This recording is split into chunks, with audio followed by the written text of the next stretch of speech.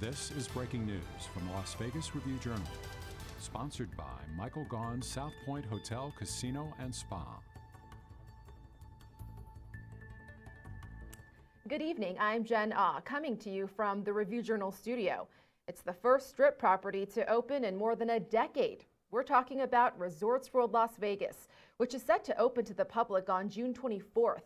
This includes more than 40 restaurants, 70,000 square feet of retail space, 117,000 square foot casino.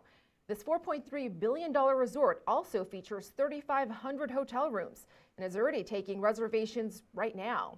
Our business experts have said Resorts World could give the North Strip a much needed boost. Now let's bring in our business team. We have Review-Journal's Bailey Schultz along with Rick Velotta joining us. So Bailey, let's start with you. You've been writing about Resorts World from the beginning. Talk more about what guests can expect. Yeah, so like you said, this is a big deal for Las Vegas, first resort opening in more than a decade on the Strip.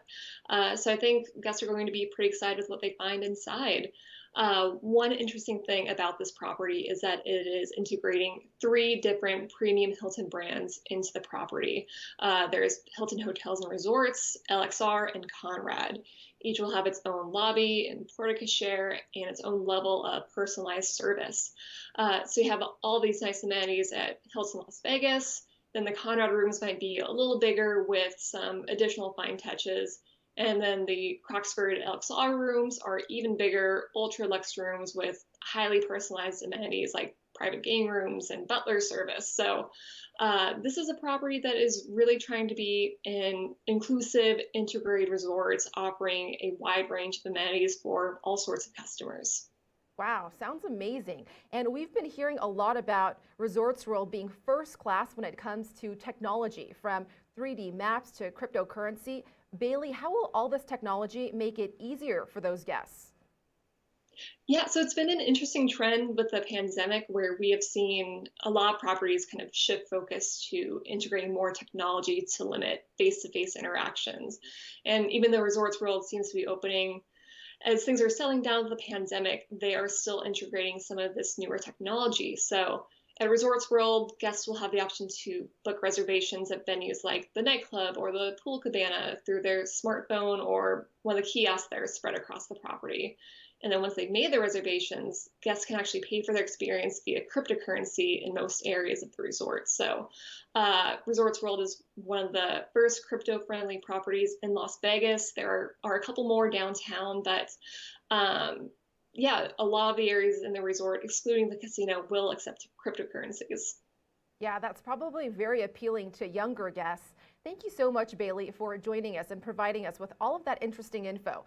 Now let's bring in Review-Journal's assistant business editor, Rick Velotta. Rick, you've also been covering the progress of this massive project, which was years in the making. We hear it technically started back in 2007, which means it's been 14 years. What took so long? Well, what took so long was the fact that there was a Great Recession that happened right around the time when they were just getting started. This property used to be owned by the Boyd Gaming Corporation, and they had a property that was very beloved called the Stardust right there on the Strip. And Boyd decided that this was going to be the centerpiece of a brand new resort that they were going to build. That they decided to piece together a couple of different parcels of property and come up with this new resort. Well, when the Great Recession hit, there was nothing that they could do to keep things going. The property was already under construction. The only option that they had was to find a buyer to purchase that land. So the resort that they were hoping to put into place never came about, even though the Stardust was eventually imploded. So Rick, the Nevada Gaming Control Board recently applauded Resorts World for its financials. How was Resorts World able to get such strong funding despite all those hurdles? Well, the fact about Resorts World Las Vegas is that it's owned by a company called Genting Berhad, and they are based in Malaysia.